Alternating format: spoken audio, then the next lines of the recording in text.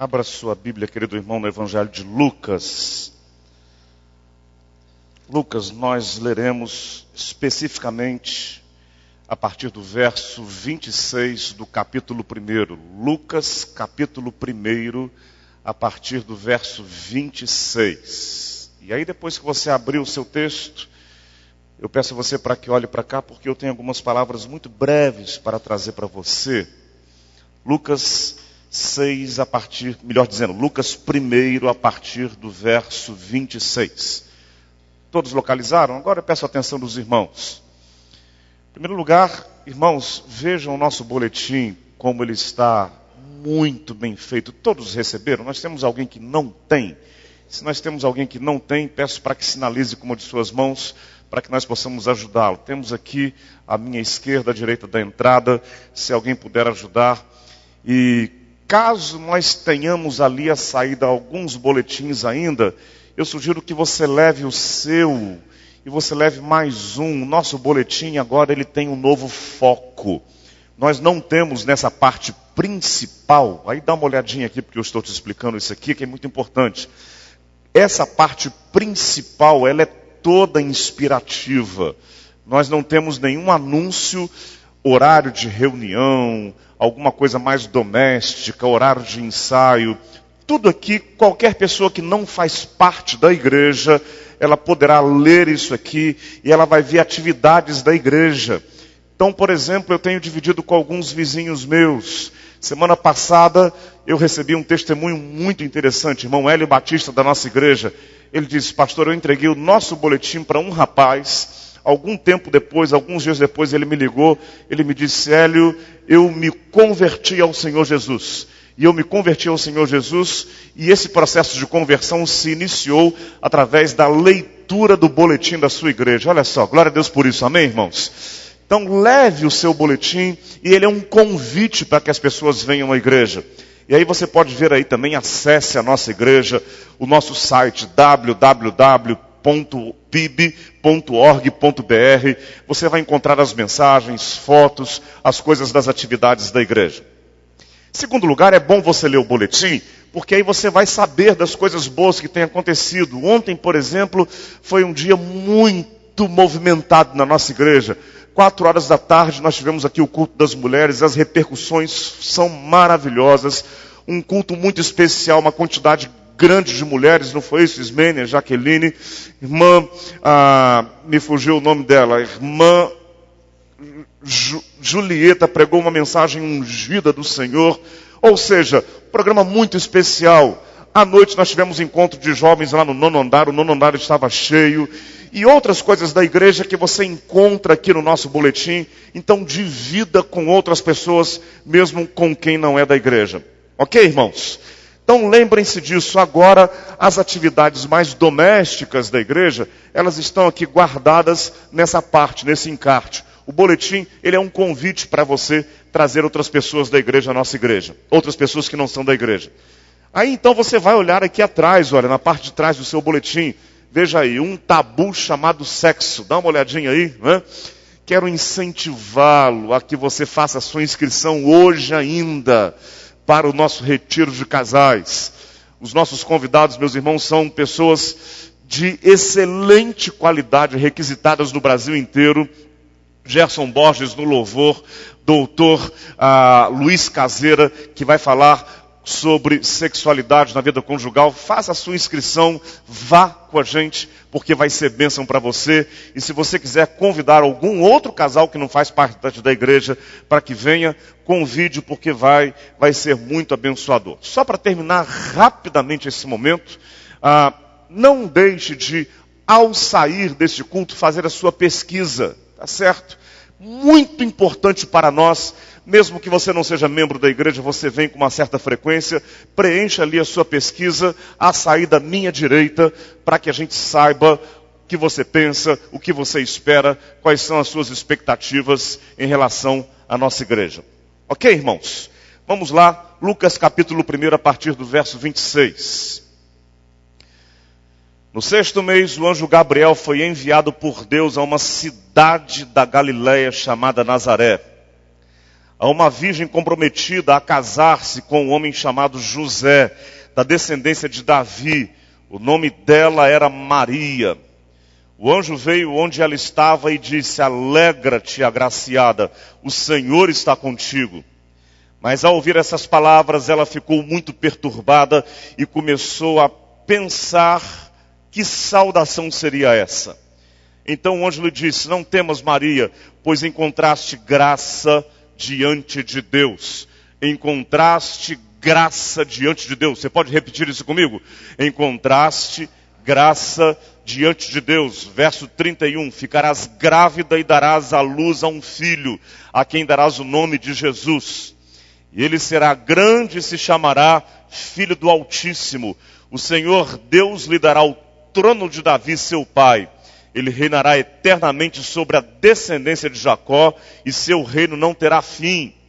Então Maria perguntou ao anjo: como isso poderá acontecer, se não conheço na intimidade homem algum? O anjo respondeu: o Espírito Santo virá sobre ti, o poder do Altíssimo te cobrirá com a sua sombra. Por isso aquele que nascerá será santo e será chamado Filho de Deus. Também Isabel, tua parente, espera um filho sendo já idosa. Aquela que era chamada estéril está de 6 meses, porque para Deus nada é impossível. Leia comigo: porque para Deus nada é impossível. Repita comigo, irmão: porque para Deus nada é impossível. Maria então disse: aqui está a serva do Senhor, cumpra-se em mim a tua palavra. Especialmente as irmãs, apenas as irmãs, aquelas que são mães, aquelas que ainda não são, ou mesmo aquelas que já são adultas e não foram mães biológicas, digam comigo: aqui está a serva do Senhor. Apenas as irmãs, repitam. Gostaria de ouvi-las, queridos, com mais vigor. Falem novamente. Pai eterno, nós pedimos em nome de Jesus, para que a tua palavra venha aos corações de todos nós, aqueles que nos acompanham na internet, aqueles que estão aqui. Espírito Santo de Deus, que recebamos, que acolhamos as Escrituras, e sejamos, Senhor Deus, restaurados, abençoados, advertidos por elas. Nós te pedimos, Pai eterno, ministra a cada um de nós, ó Espírito Santo de Deus.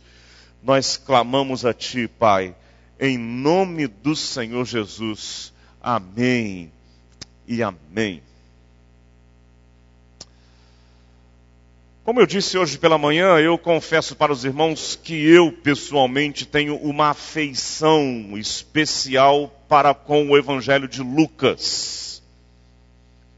Os 4 evangelhos, Mateus, Marcos, Lucas e João, não tenho a menor dúvida, foram inspirados pelo Espírito Santo e ao longo de 2000 anos eles têm abençoado milhares, milhões de corações. Querido irmão, saiba disso, você tendo esse livro da sua mão, você tem na sua mão o livro mais publicado e mais lido em toda a história da humanidade. Este livro, Palavra de Deus, livro sagrado. Pois bem, Lucas, autor do Evangelho de Lucas.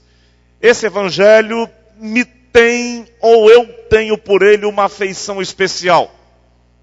Lucas era um médico. Ele era um médico que não apenas observava o organismo humano, como o médico da atualidade observa o organismo humano, a sua funcionalidade, biologicamente falando. O dermatologista observa a pele, o oftalmologista observa os olhos, a visão, o cardiologista estuda o coração. E o olhar da medicina hoje é esse, ela avançou, se desenvolveu, a ciência progrediu e hoje conhece-se muito mais do organismo humano do que se conhecia 2000 anos atrás. Médicos não eram apenas observadores do organismo humano, eles observavam famílias, o comportamento humano. A medicina não tinha esse traço de especialidade como se tem hoje. Isso é típico da ciência moderna. Como, por exemplo, a matemática e a filosofia. Hoje, na nossa compreensão, são duas coisas completamente distintas. Não tem absolutamente nada a ver uma coisa com a outra. O filósofo é filósofo, o matemático é o matemático. Em outros tempos, matemática e filosofia eram apenas extremidades de uma mesma ciência. O filósofo era matemático, o matemático era filósofo. Era uma leitura mais holista, uma compreensão mais ampla da ciência. Assim era com a medicina. Por que é que eu estou dizendo tudo isso para você? Porque eu vejo nos evangelhos de Lucas uma carga muito grande do seu olhar detalhista. Quando Lucas escreve o evangelho, eu vejo algumas coisas que eu não vejo nem em Mateus, nem em Marcos, nem em João. Não que eles sejam inferiores ao evangelho de Lucas. São características distintas. Lucas tem características próprias. E uma delas, talvez uma das mais chamativas, para mim seja essa. Ele é detalhista, ele é observador, ele pontua coisas que os demais evangelhos não pontuaram. Essa é uma virtude de Lucas que me chama a atenção. Por isso, meus irmãos, na minha compreensão, algumas coisas que Lucas nos informa, elas não são apenas casualidades. Isso está aqui por acaso. Não. Alguns detalhes de Lucas que ele nos dá são detalhes importantíssimos que nos falam muito. São pequenos detalhes que nos informam muita coisa. São alguns dizeres mínimos que falam de coisas grandiosas, expressivas. E aí, queridas irmãs mamães, quando eu leio a narrativa de Lucas sobre Maria recebendo a anunciação de que ela teria em seu ventre o Filho de Deus, eu vejo aí alguns detalhes que são preciosíssimos para vocês, irmãs. Mas eu quero dizer que seria arrogância de minha parte se eu dissesse que essas advertências, esses detalhes, esses ensinos de Lucas são endereçados apenas a vocês, irmãs. São endereçados a todos nós, a mim, a você, a homens, a todos nós que estamos aqui. Porque a palavra de Deus, sempre que nós a abrimos, ela nos fala algo de especial, porque ela é inspirada pelo Espírito Santo. O povo de Deus pode dizer amém? Amém. Que detalhes são esses que eu quero lhes chamar a atenção para eles hoje? Irmãs, queridas mamães, irmãs que talvez ainda venham a gestar, irmãs que já gestaram há muitos anos, irmãos que estão aqui, que mensagens são essas, que detalhes são esses que Lucas traz para nós e que nós precisamos observá-los? Primeiro eu quero chamar a sua atenção para o verso 29 do capítulo 1. Você pode ler comigo? Está em tela. Ela, porém, vamos recomeçar todos juntos? Ela, porém, ao ouvir aquelas palavras, perturbou-se muito e pôs-se a pensar. Perturbou-se o quê, meus irmãos? Muito. Você sabe, isso aí aconteceu com Maria assim que ela recebeu a visitação de um anjo. Por si só, esse fato já é um fato que gera grande espanto. Nos assusta. Não é todo dia por aí que a gente anda vendo anjos, né? Eu acho que tem muita gente que acaba vulgarizando essa coisa de anjos. Falando de anjo aqui, anjo ali, anjo acolá. Eu quero dizer que eu creio que anjos de Deus se manifestam ainda hoje. Eu não penso que a angiologia tenha sido apenas alguma coisa do passado, meio mítica. Eu creio que anjos verdadeiramente se manifestam ainda hoje, nos socorrem e são enviados de Deus para nos abençoar. Mas eu quero dizer que a gente tem que ter cuidado e ser criterioso, para não dizer que tudo foi o anjo, anjo, anjo, anjo. Não é tão frequente assim. Maria ficou assustada quando ela recebeu a visitação de um anjo, e mais ainda, a mensagem que o anjo levou para ela, a deixou transtornada. Meus irmãos, é muito bonito nós lermos esse texto, com o contorno natalino. Que bênção, Maria tem em seu ventre aquele que vai nascer, aquele que nasceria, o nosso Salvador. E aí a gente canta músicas de Natal, e aí a gente pensa na manjedoura, a gente pensa no menino Jesus nascendo, a gente canta músicas que nos inspiram, que falam muito ao nosso coração. As canções natalinas falam muito ao nosso coração, nos sensibilizam. Todo esse lado festivo a gente pensa quando a gente lê esse texto. Poucas vezes a gente pensa em Maria. Quando ela recebeu essa anunciação, meus irmãos, os melhores estudos, os scholars, aqueles que são especialistas em estudos bíblicos, apontam para o fato de que Maria tinha cerca de 14, 15 anos de idade quando ela recebeu essa anunciação.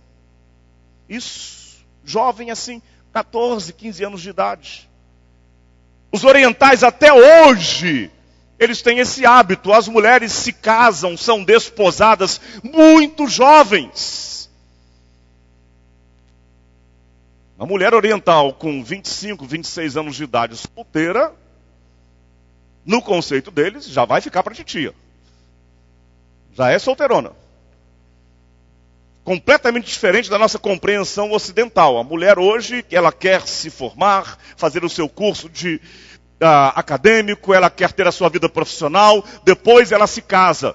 Hoje é tido como coisa normal. Uma mulher com 30 anos ainda não se casou por opção. No mundo oriental é muito diferente.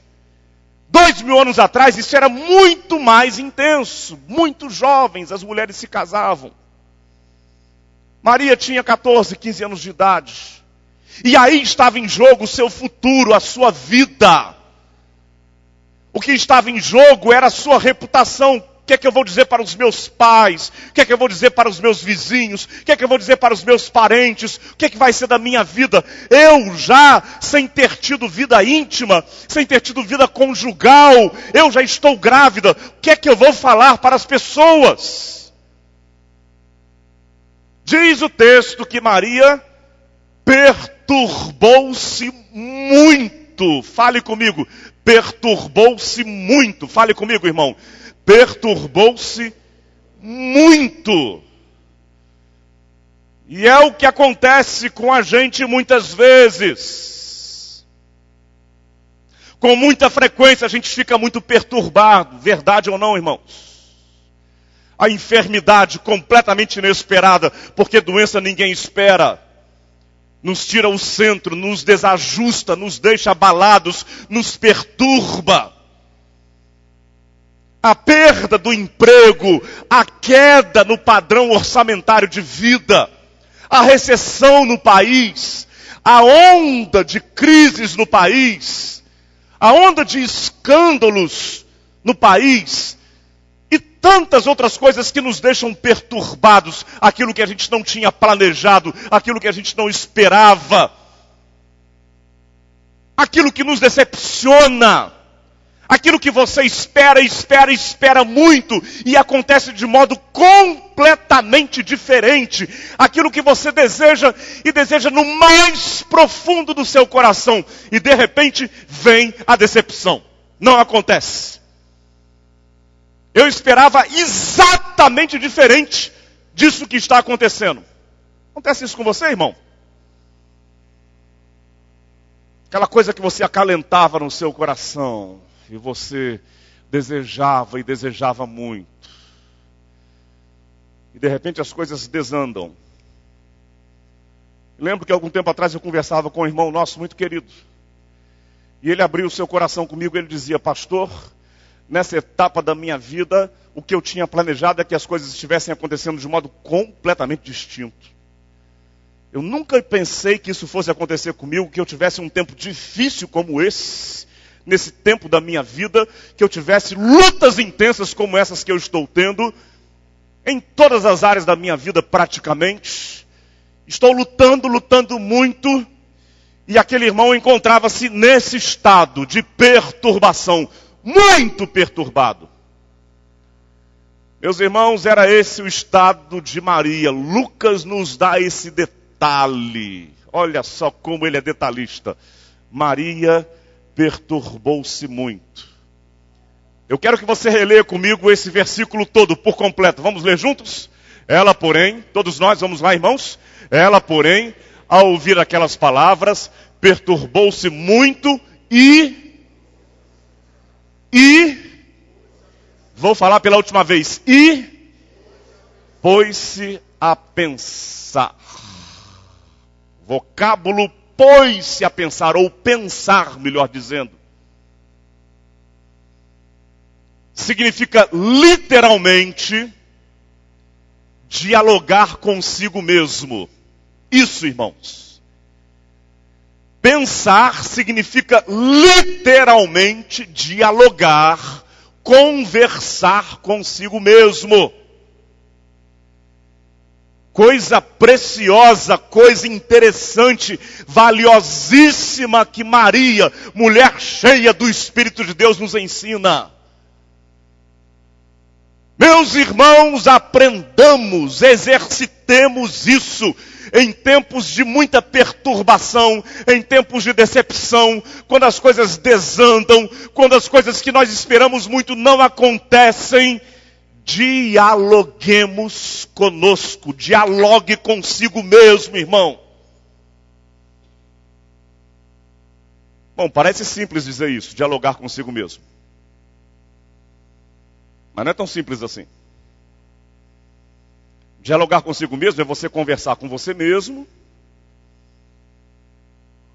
E eu sugiro que você comece a exercitar esse negócio. Não precisa andar pela rua conversando consigo mesmo. Vez por outra eu vejo algumas pessoas andando na rua. A gente vê isso em São Paulo com muita frequência, né? Gente andando na rua falando em voz alta, sozinho. Gesticulando. O que a gente pensa? Esse sujeito ficou doido. Está maluco, está translocado. Não faça isso na rua. Mas talvez seja interessante você se colocar diante do seu espelho e bater um papo consigo mesmo. Olha para o espelho, tá certo, irmão? Faça isso de tempos em tempos. Olha para o espelho e fale assim: camarada, eu preciso bater um papo com você. Fale isso. Minha irmã, olhe para o espelho e diga assim: minha jovem, independente da sua idade, tá certo, irmã? Deixa eu ganhar uns pontos aqui com as irmãs, né? Olhe para o espelho, minha irmã, e diga assim: minha jovem, eu preciso bater um papo com você. Faça isso. Dialogar consigo mesmo significa você se questionar, você olhar para a sua própria alma, para os seus sentimentos, para as suas convicções, para as suas compreensões, para você mesma, e conversar consigo mesma.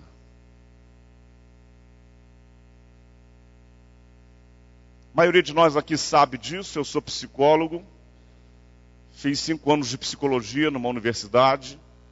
Quando eu fiz psicologia, a minha proposta não era fazer psicologia para exercer a psicologia profissionalmente. Eu fiz psicologia para que isso fosse um instrumento de auxílio no meu ministério pastoral. E eu posso dizer para você que qualquer profissional da área, qualquer psicólogo, qualquer terapeuta de casal, qualquer conselheiro, qualquer pastor, qualquer psicanalista sério, qualquer psicanalista ou terapeuta que seja sério e responsável, na medida em que você vai apresentando para ele as coisas que te perturbam, na medida em que você vai apresentando para ele na 3ª, na 4ª, na 5ª sessão, as coisas que te perturbam muito, ele vai perguntar para você: escuta, quais são as suas responsabilidades nisso? Ele vai ter um discurso reflexivo com você. Qual é a sua parte nessa história? Qualquer bom terapeuta vai falar para você: não fique se vitimizando. O mundo é cruel comigo, as pessoas são injustas comigo, a realidade que se formou, eu sou mero vítima disso, mera vítima, que o mundo tenha pena de mim. Ele vai dizer: para com esse discurso. Porque isso não vai te ajudar, isso não vai te fazer crescer. Porque isso é fantasioso, isso é irreal, isso é surreal. Olhe para si mesmo, dialogue consigo mesmo. No seu tempo de grandes perturbações, em que você não entende nada, por que é que isso está acontecendo, por que essa decepção, por que aquele problema, por que tantas lutas, querido irmão, não fique com esse olhar em volta de você, para o seu entorno, olhando e procurando culpados, irresponsáveis. Aprenda essa lição com Maria, mulher virtuosa. Onde eu tenho errado? O que é que eu posso fazer para que as coisas sejam diferentes? Faça isso em nome de Jesus. Eu insisto com você, disse hoje pela manhã, e volto a dizer agora à noite, e já falei algumas outras vezes. Sabe as palavras de Billy Graham. Creia na Bíblia para que seja salvo. Pratique os ensinos bíblicos para ser santo. E estude a Bíblia e aprenda com a Bíblia para que você seja sábio. Palavra de Deus nos ensina a viver com sabedoria também, irmãos. Não leia a Bíblia apenas na expectativa de aprender os mistérios espirituais, as coisas de Deus. Eu creio muito nos mistérios espirituais. Diz o texto bíblico que Maria era mulher cheia da graça de Deus, e Deus lá do alto olhou para ela e disse: essa mulher é especial, glória a Deus por isso. Diz o texto que quando Maria visitou Isabel, sua prima, provável prima, o Espírito de Deus passou a tomar conta de Isabel, ela ficou cheia do Espírito Santo. Irmãos, eu creio que nós podemos ser crentes cheios do Espírito Santo. Aleluia, glória a Deus por isso. E a palavra de Deus nos fala do Espírito Santo, nos fala que devemos ser cheios, nos fala que devemos ser igreja cheia do Espírito Santo. Minha irmã em Jesus, seja mulher cheia do Espírito Santo. Amém, irmãos? Amém. Creio muito nisso, nos mistérios de Deus. Mas a Bíblia também, a mesma palavra de Deus, nos adverte com severidade acerca disso. A que vivamos com sabedoria. Irmão, irmã, dialogue consigo mesmo, dialogue consigo mesma. Não olhe para o espelho apenas para ver como está a sua aparência. Não olhe para o espelho apenas para ver se você está bonita. Não olhe para o espelho apenas para ver como está o seu cabelo. Olhe para o espelho, coloque um espelho imaginário diante da sua alma. Dialogue consigo mesmo, em nome de Jesus. Diz o texto que muito confusa, muito perturbada, Maria pôs-se a pensar, a dialogar consigo mesma. Vamos ser sinceros, irmãos, muito sinceros. Sei que eu estou me estendendo um pouco nesse ponto, mas eu entendo que ele é muito, muito importante para a gente. É difícil nós sermos questionados, não é, irmãos? Verdade ou não é, irmãos? É a nossa natureza. Nós somos muito defensivos, somos muito refratários. Será que eu estou exagerando, irmãos? É difícil nós sermos questionados. Vez por outra eu falo aqui para os irmãos, a gente acolhe com facilidade, irmãos, quando alguém nos elogia. Não é verdade? Que bom, beleza, massageou o meu ego, eu fui elogiado, maravilha. Mas quando alguém me critica, quando alguém me questiona, quando a minha forma de ver as coisas é questionada, a minha tendência é de reagir, e muitas vezes bruscamente. me fechar, me bloquear. Querido irmão, isso é bíblico, isso é palavra de Deus, isso é escritura sagrada. Não é conselho tirado de um livro de autoajuda, isso é palavra de Deus. Você precisa se repensar em nome de Jesus. A gente usa a linguagem hoje muito internauta, ou a linguagem tecnológica de nossos dias. Sua máquina, seu computador está funcionando mal, dá algum problema, algum vírus, ou deu alguma confusão no programa, aí a pessoa chega e fala para você, reseta. Sabe o que é isso? Resetar. Vem do inglês reset. Você tem que desligar e ligar de novo para ela voltar a funcionar. Desligar, zerar. Se reprogramar. E às vezes tem que tirar o software, que é o programa, e colocar um outro software, porque não vai funcionar bem se não fizer isso. Não entendo nada disso, mas esse básico do básico eu entendo. Alguns de nós precisamos fazer isso, essa reprogramação. Amém, igreja? Amém. Em segundo lugar, meus irmãos, e eu prometo que eu serei mais breve daqui para frente, nos meus pontos. Capítulo 2, versos 51 e 52, nós teremos em tela, eu peço a você para que leia comigo. Dá uma olhada lá. Capítulo 2, versos 51 e 52, eu vou lendo e depois nós vamos repetir juntos. E a sua mãe guardava todas essas coisas em seu coração. Logo a seguir, Lucas diz, e crescia Jesus em sabedoria, em estatura e em graça diante de Deus e dos homens. Você pode ler comigo agora? O texto está em tela, vamos ler todos juntos? E a sua mãe guardava todas essas coisas em seu coração. E crescia Jesus em sabedoria, em estatura e em graça diante de Deus e dos homens. Quando eu leio esse texto, me dá vontade de dizer assim, aleluia, glória a Deus, amém, louvado seja o Senhor. O que eu vejo aí de tão especial assim? É aquilo que eu te disse, Lucas era detalhista.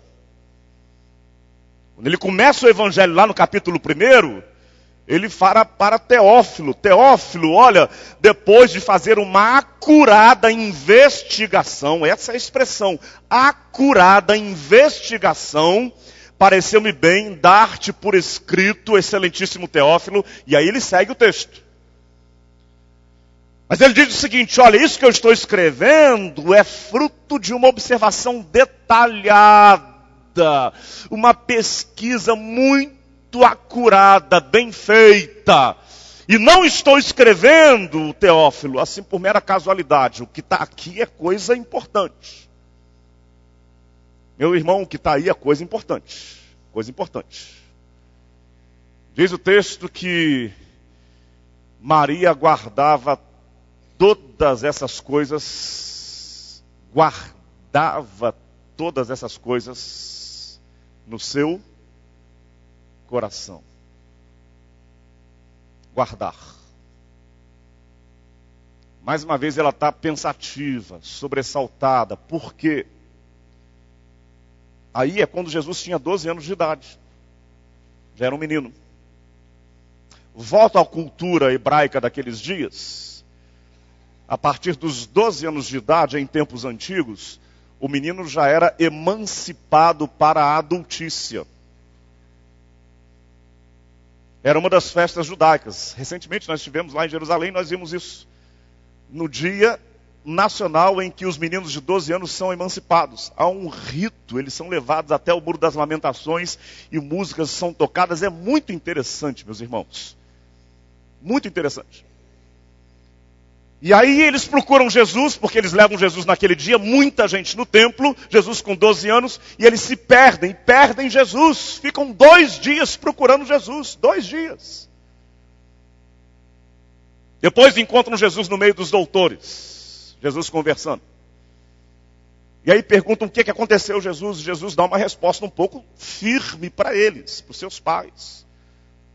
Por acaso vocês não sabiam que eu tenho que tratar dos negócios do reino do meu Pai? Jesus já tinha noção da sua missão. Com 12 anos de idade, ele já sabia por que é que ele tinha sido enviado. Aí Maria, como mãe, ela começa a observar aquilo tudo.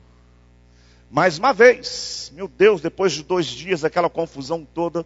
Imagina o coração dela como mãe. Vamos lá, mais uma vez, irmãos, tentar fazer aqui um passeio por dentro do coração de Maria. Tenho 2 filhas lindas, maravilhosas. Loucura ficar 2 dias perdido sem saber onde estão minhas filhas. Loucura. A gente vê o pavor de alguns pais que se perderam dos seus filhos. Uma coisa assustadora. Cerca de 10, 15 anos mais ou menos num shopping no Rio de Janeiro. Uma mãe entrou numa lanchonete na praça de alimentação com a sua filhinha pequena, talvez 4, 5 anos de idade. E ela virou as costas para a menina enquanto ela pediu o lanche, rapidamente pagava e tal. Isso é fato. Daí a 3, 4, 5 minutos, quando ela olha para trás, cadê a menina? Não viu a menina, praça da alimentação, muita gente na hora da refeição. Começou a procurar a menina e olha aqui e olha ali, não encontrou a menina. Naquele momento de perturbação, de grande apreensão, rapidamente ela teve um insight, uma ótima ideia. Ela procurou a segurança do shopping e o segurança do shopping, de imediato, anunciou em todo o sistema de som do shopping. E ele disse, nós fecharemos todas as entradas do shopping e ninguém entrará e ninguém sairá sem que seja visto ou olhado pormenor, de modo mais detalhado. E aí essa providência foi tomada. Ela disse que daí a 3, 4 minutos, essa matéria que saiu no jornal, sai menino de dentro do banheiro feminino, com roupas trocadas, cabelo cortado, em uma questão de minutos. Já estava sendo preparada para ser sequestrada. Imagina o pavor da mãe Maria. 2 dias sem ver o filho, cadê? Naquela multidão toda. Nesse momento tenso, o que é que Maria fez, meus queridos irmãos? Guardou todas aquelas coisas no seu coração. Sábia mulher. Guardou no seu coração. Aí logo a seguir, o que o texto diz, meus irmãos? Olha só como que Lucas é rico em informações. E crescia Jesus, o que, irmãos? E crescia Jesus em sabedoria. Pronto, ótimo. Como eu disse hoje pela manhã, Maria, mulher sábia, e crescia Jesus em, como diz o nosso dito popular, coloquial, fala o quê? Filho de peixe. Vamos lá, me ajuda, meus irmãos? Filho de peixe. Peixinho, é isso aí. É isso aí. Mulher sábia. Seu filho era sábio. Jesus era cheio de sabedoria, crescia em sabedoria. Sim, porque ele era filho de Deus. Amém, meus irmãos? Jesus é o Filho de Deus, o nosso Salvador. Aleluia. Jesus crescia em sabedoria porque ele estava cheio do Espírito Santo. Aleluia. Glória a Deus por isso. Amém, irmãos? Jesus crescia cheio de sabedoria porque ele era o Filho amado em quem o Pai tinha grande alegria. Esta foi a voz que foi ouvida lá na transfiguração. Aleluia. Jesus é o Filho de Deus e por isso ele era cheio de sabedoria. Amém, igreja? Mas Jesus era cheio de sabedoria também porque a sua mãe era uma mulher extremamente sábia. Irmãos, não sejamos transmissores de maldições para os nossos filhos. Sejamos transmissores de bênçãos para os nossos filhos. Falou-se muito em maldição hereditária no Brasil nos anos 90. Vamos falar, meus irmãos, em bênção hereditária. Aleluia, irmãos. Bênção hereditária. Eu quero dar como herança para os meus filhos bênçãos. Bênçãos. Quero que meus filhos recebam coisas de Deus, coisas do céu. Por isso eu quero terminar exatamente como nós terminamos hoje pela manhã. Quando Maria foi à casa de Isabel, sua prima, naquele momento teve aquela experiência maravilhosa, o seu filhinho ainda no ventre, João Batista, se mexeu. E ela disse: bendita és tu entre as mulheres, e bendito o fruto do teu ventre. Vamos falar juntos? No próximo slide está assim: bendita és tu entre as mulheres. Vamos falar, irmãos? Bendita és tu entre as mulheres, e bendito o fruto do teu ventre. Eu vou pedir especialmente às irmãs, olhem bem para cá, mulheres. Independente de vocês já terem tido filhos ou não, independente de vocês ainda estarem em fase de procriação ou não, pode ser que já tenha passado o seu tempo de procriação e provavelmente o que a biologia diz é que você não terá mais filhos, mas você tem filhos por aí.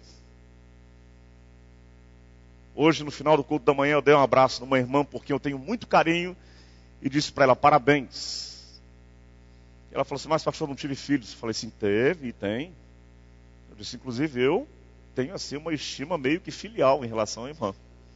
A irmã tem pessoas por aí que a tem como uma mãe abençoadora.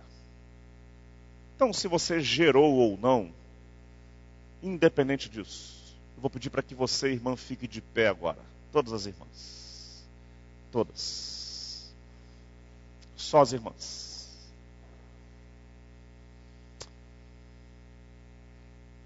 E mesmo que você não tenha gerado biologicamente, ou ainda vai gerar biologicamente, esse é um gesto que eu vou te pedir para você, que você o faça simbolicamente. Você pode colocar a mão no seu ventre e dizer assim: bendito é o fruto do meu ventre. Com isso você estará abençoando os seus filhos, que você já os teve. Você abençoará os seus filhos, que talvez você ainda virá a ter. Você abençoará aqueles filhos que não são seus filhos biológicos, mas que olham para você e veem em você uma espécie de mãe abençoadora. Então, irmãs, falem isso. Vamos dizer assim: bendito é o fruto do meu ventre. Podem falar isso com mais vigor, querida irmã? Queridas irmãs, falem juntas: bendito é o fruto do meu ventre. Amém, irmãs. Eu quero dizer para vocês que eu creio. Prestem bem atenção, irmãs. Eu creio que as suas palavras, se feitas como que uma declaração diante de Deus, nós estamos aqui diante do Senhor, o Espírito de Deus está nesse lugar, irmãos. Você crê nisso? Então essa declaração você faz não apenas liturgicamente, formalmente, você a faz diante do Senhor. E se você faz disso um propósito na sua vida: eu serei veículo de bênção para os meus filhos. Naquilo que estiver ao meu alcance, eu serei usada pelo Espírito de Deus para abençoá-los. Então eu quero te dizer que eu creio que essa afirmação terá repercussões imensas sobre as vidas dos seus. Irmãos, eu oro por minhas filhas que estão ali, 23 anos de idade, 21 anos de idade. Eu estou orando pelos meus netos. Fiquem tranquilos, elas não estão grávidas, tá certo, irmãos? Estou orando, meus irmãos, pelos meus bisnetos. Estou orando, meus irmãos, pela minha descendência. Neste mundo decaído, perverso, dominado por Satanás, eu quero que a minha família, a minha procriação, seja abençoada pelo Senhor Jesus. Então diga agora, querida irmã, mais uma vez: bendito seja o fruto do meu ventre. Fale isso, irmã. Bendito seja o fruto do meu ventre. Vamos ficar de pé todos nós agora. Vamos cantar.